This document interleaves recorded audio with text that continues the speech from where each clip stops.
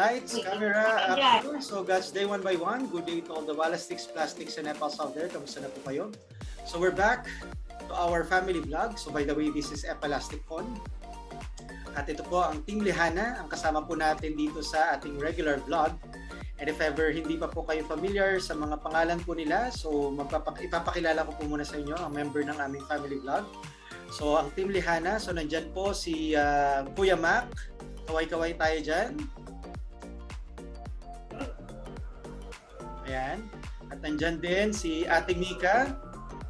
Kaway-kaway. Ayan. Wow. Mainhin. Okay. At nandyan din si Kuya Matthew.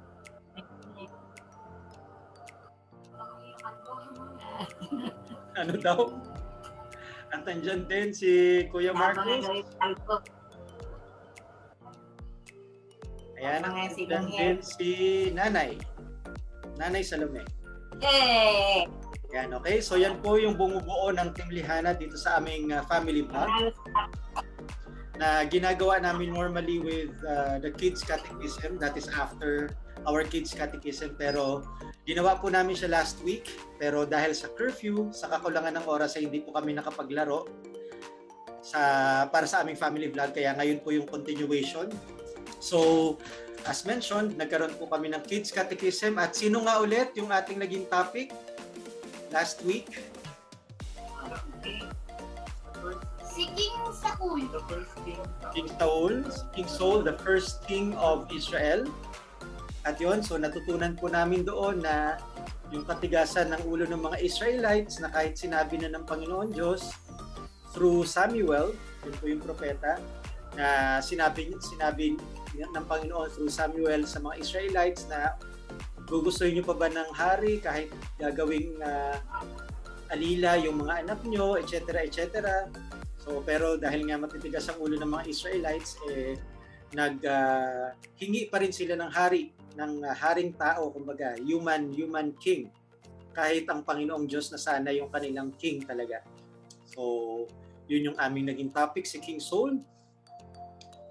So, ang ating Zoom game ngayon ay, though nagawa na rin naman natin to before, ay ang Zoom game na Trivia Q&A. So yan, so paduduguin ko ulit natin yung mga isip. So Q&A ulit tayo, question and answer trivia. Kaya pinakuha ko po sila ng ballpen at papel kasi mag-quiz po ulit kami. Quiz time ulit kami ngayon. Ayan, so walang mag-google, so bawal mag-cellphone. Bawal mag-google. So, husaya na lang ito kung sinong magaling manghula or baka naman alam nyo talaga yung sagot. So, since first king of Israel yung aming naging topic sa Kids Catechism, ang aming trivia ngayon ay tungkol sa mga kings and emperors. So, yan. So, yun yung aming mga question and answer. So, ready na? May mga ballpen at papel na kayo? Pwedeng pakitaas at iwagayway ang ballpen at papel? Walang magkokopyahan? So, ayan. So, bawal ang kopyahan ha? Bawal ang kopyahan? Bawal mag-google? Okay, so ready na kayo? For our first questions out of 100 questions.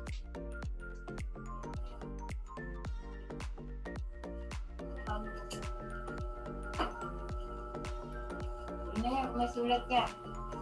Ano, game na? Kayo, Mac. Game na ha? Okay, so question number 1.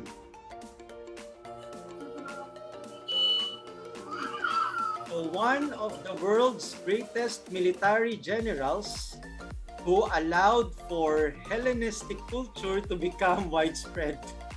Parang unang tanong pa lang nahilo na kayo. So isa daw sa kilalang military generals na nagpakalat ng kultura ng mga Griego. Ayan, so sino siya? Letter A, Alexander the Great. Letter B, Alexander II of Russia. C. Alexander von Humboldt, or D. Pope Alexander VI? So Alexander the Great, letter A. B. Alexander II of Russia. C. Alexander von Humboldt, or D. Pope Alexander VI? A, B, C, or D? Walang kopyahan. Okay, question number 2. He is the first emperor of the Roman Empire. The first emperor of the Roman Empire. Ano, itutuloy pa ba natin to? Letter A, Maximus. Letter B, Optimus. Letter C, Dominus. Letter D, Augustus. A, Maximus. B, Optimus. C, Dominus. D, Augustus. So, sino kayang magaling manghula sa inyo? Nung huling laro natin to, matataas yung scores nyo eh. Question number 3. The third Mughal emperor with the record of unbeaten military campaigns that consolidated Mughal rule in the Indian subcontinent. Kahit ako, hindi ko naintindihan yung binabasa ko. The third Mughal emperor with record of unbeaten military campaigns. So, kumbaga, hindi siya natalo sa lahat ng kanyang laban. That consolidated, pinagsama-sama under Mughal rule, yung Indian subcontinent. So, letter A, Akbar. Letter B, Ali. Letter C, Aram.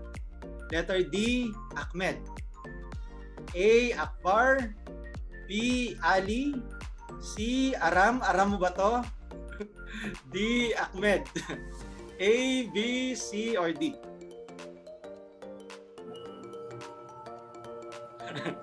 Question number 4. The first Filipino chieftain to embrace Christianity. The first Filipino chieftain to embrace Christianity. O yan, Filipino na to. So baka somehow kakilala nyo. A, Raha Humabon. B, Raha Sulaiman. C, Raha Tupas. D, Raha Shagu. Raha Humabon, Raha Sulaiman, Raha Tupas, Raha Shagu. A, B, C, or D? Yes, Ate Mika, may question ka?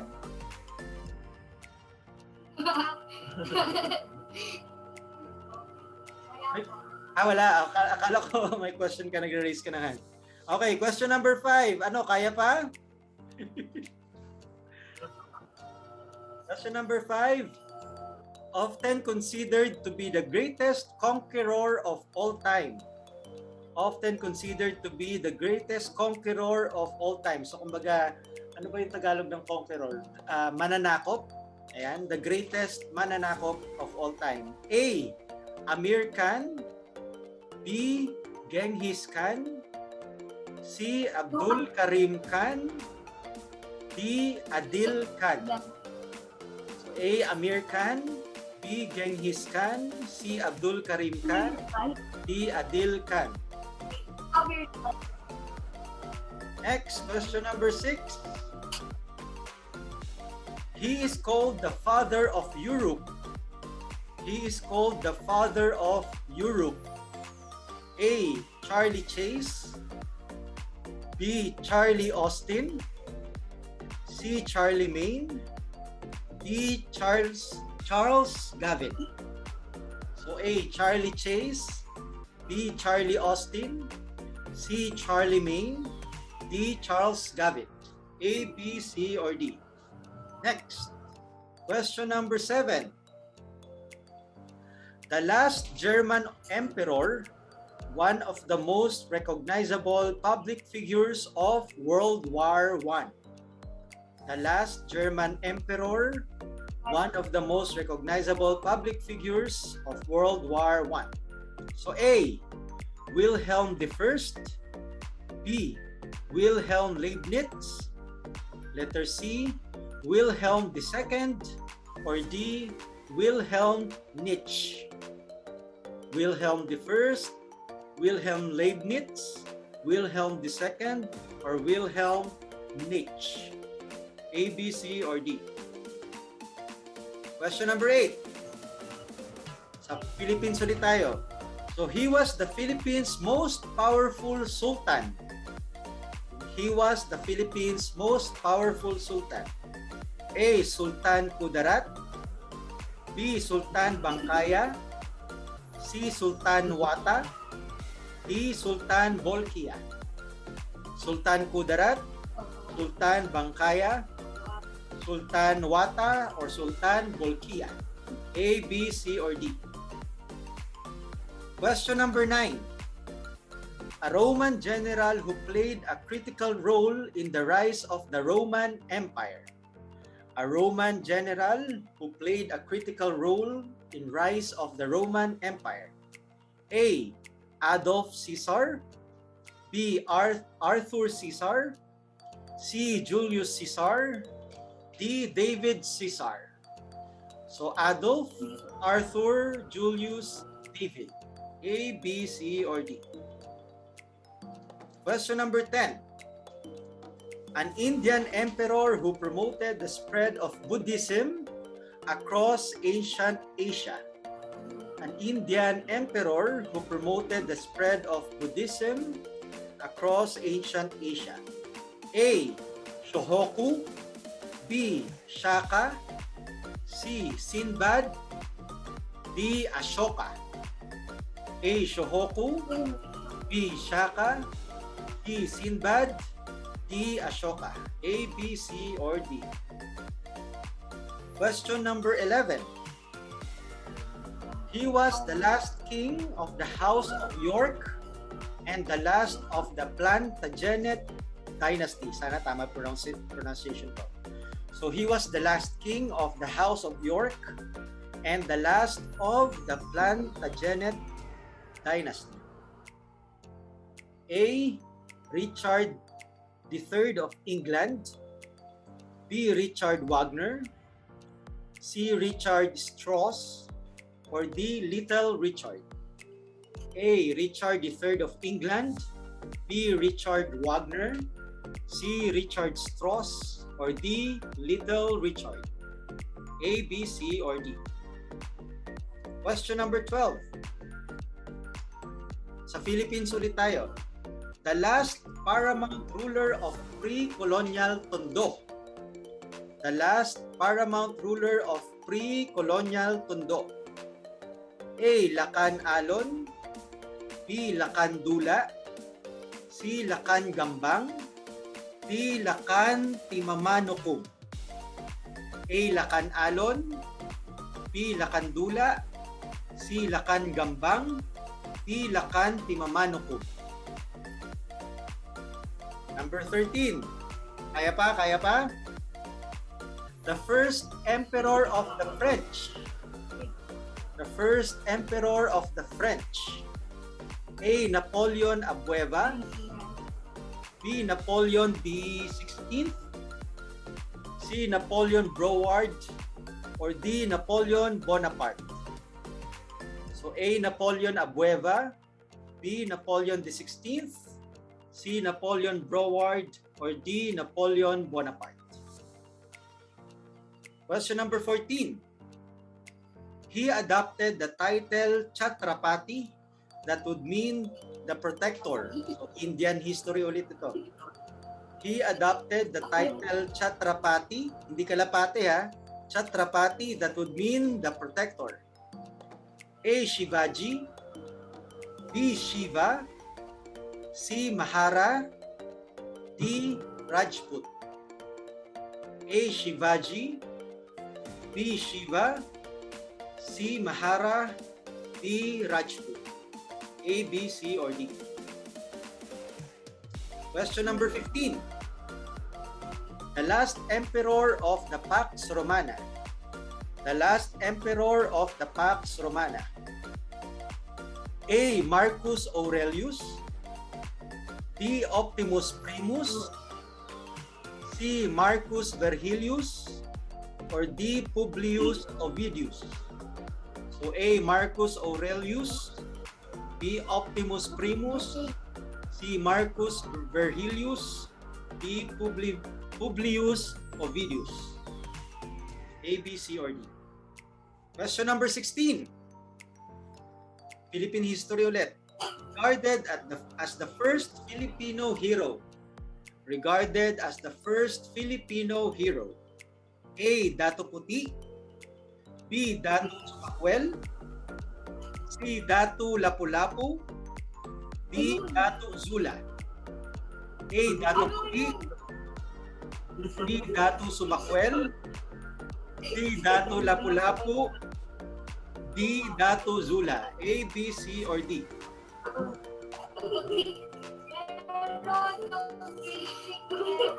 Next. Uy, meron talagang dato puti. Kala nyo, joke yan. Meron talagang dato puti. Nasa history natin yan. Question number 17. He founded the Tudor dynasty or Tudor dynasty. He founded the Tudor or Tudor dynasty. A. Henry VII of England, B. Henry VIII of England, C. Henry Gallagher, or D. Henry Kissinger. So A. Henry VII of England, B. Henry VIII of England, C. Henry Gallagher, or D. Henry Kissinger. A, B, C, or D? Question number 18. The first Norman monarch of England. The first Norman monarch of England. A. William Gladstone, B. William IV, C. William Wordsworth, or D. William the Conqueror. So A. William Gladstone, B. William IV, C. William Wordsworth, or D. William the Conqueror. A, B, C, or D? Next, question number 19. So he was the third Hanoverian monarch and the first one to be born in England and to use English as his first language. So he was the third Hanoverian monarch and the first one to be born in England and to use English as his first language. A. George Plantagenet, B. Giorgio Giorgici, C. George Weymouth, or D. George III of the UK. A. George Plantagenet, B. Giorgio Giorgici, C. George Weymouth, or D. George III of the UK. A, B, C, or D? And last question, question number 20. Huli na ito. Philippine history ulit. So he made a blood compact with Spanish explorer Miguel López de Legazpi. So he made a blood compact with the Spanish explorer Miguel López de Legazpi. A. Dato Caballo, B. Dato Sanday, C. Dato Manook, or D. Dato Sikatuna. So A. Dato Caballo, B. Dato Sanday, C. Dato Manook, or D. Dato Sikatuna. A, B, C, or D? Ayan. So natapos na yung ating 20 nose-bleeding questions about the kings and emperors. So exchange papers. So walang magdadaya sa pag-check ng papers.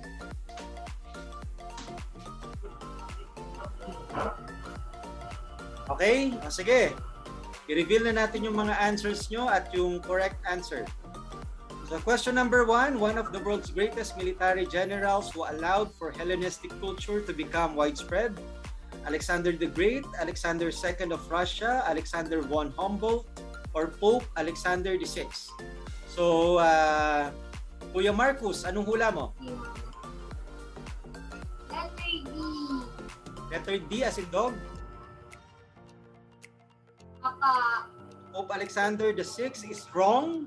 The correct answer is letter A, Alexander the Great. Okay, so question number 2, Kuya Matthew, anong hula mo? The first emperor of the Roman Empire, Maximus, Optimus, Dominus, or Augustus? Ano sagot mo, Kuya Matthew? Boy as in baboy? So the correct answer is letter D as in dog, Augustus.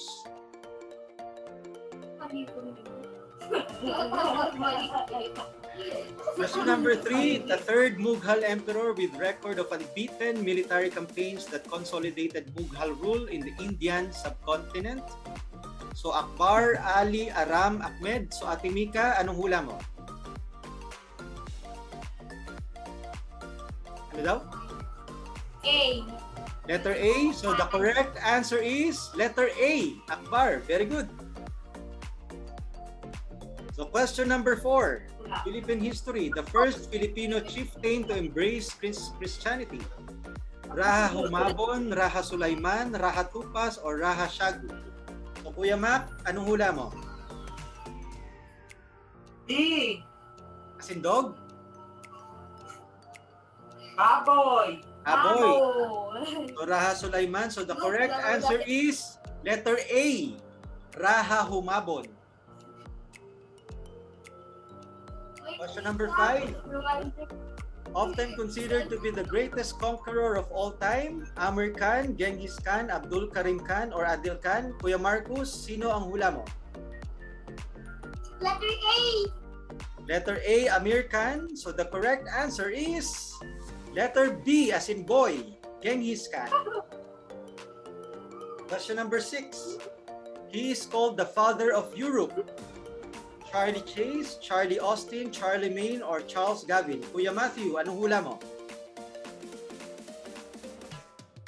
D. B as in boy? Baboy. So the correct answer is letter C, Charlemagne. Letter C, Charlemagne. Okay. Question number 7. The last German emperor, one of the most recognizable public figures of World War I, Wilhelm I, Wilhelm Leibniz, Wilhelm II, or Wilhelm Nietzsche? Ate Mika, sino ang hula mo?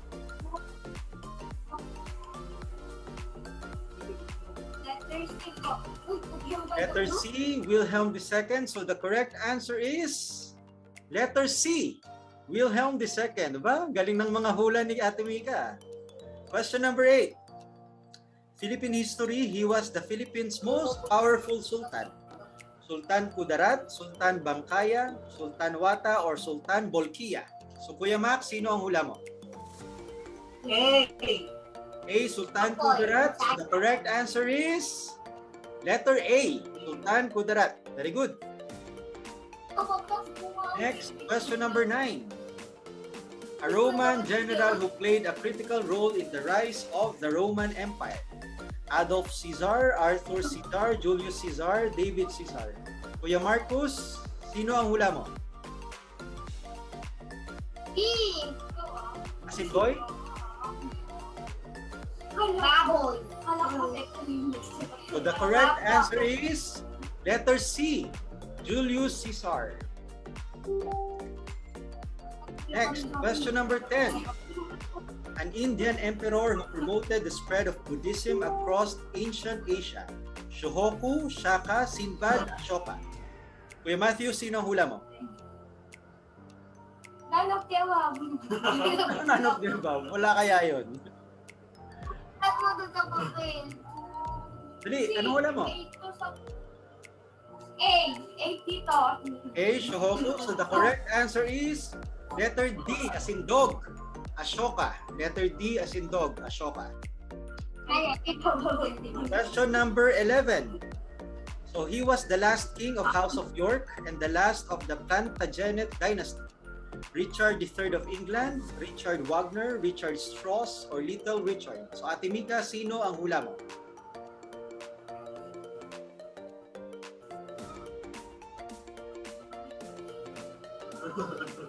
Letter A po. Letter A, Richard III of England. So the correct answer is letter A, Richard III of England. Galing ng mga hula ni Ate Mika. Next, question number 12. The last paramount ruler of pre-colonial Tondo, o Philippine history ulit. Lakan Alon, Lakan Dula, Lakan Gambang, Lakan Timamanukum. Kuya Mac, sino ang hula mo? D. Bias in dog? Baboy. Baboy. B as in boy. So the correct answer is letter B as in baboy. Very good. Next, question number 13. The first emperor of the French. Napoleon Abueva, Napoleon the 16th or the 14th, Napoleon Bonaparte or Napoleon Bonaparte. Kuya Marcos, sino ang hula mo? Letter D. I'm Sindog. Okay. So the correct answer is letter D, as in dog, Napoleon Bonaparte. Very good. Question number 9. So he adopted the title Chatrapati, that would mean the protector. Shivaji, Shiva, Maharaj, Rajput. So, Kuya Matthew, sino ang hula mo? D. As in boy? Dog. As in dog. So the correct answer is letter A, Shivaji. Letter A, Shivaji. Question number 15. The last emperor of the Pax Romana, Marcus Aurelius, Optimus Primus, Marcus Vergilius, or Publius Ovidius. Mika, sino ang hula mo?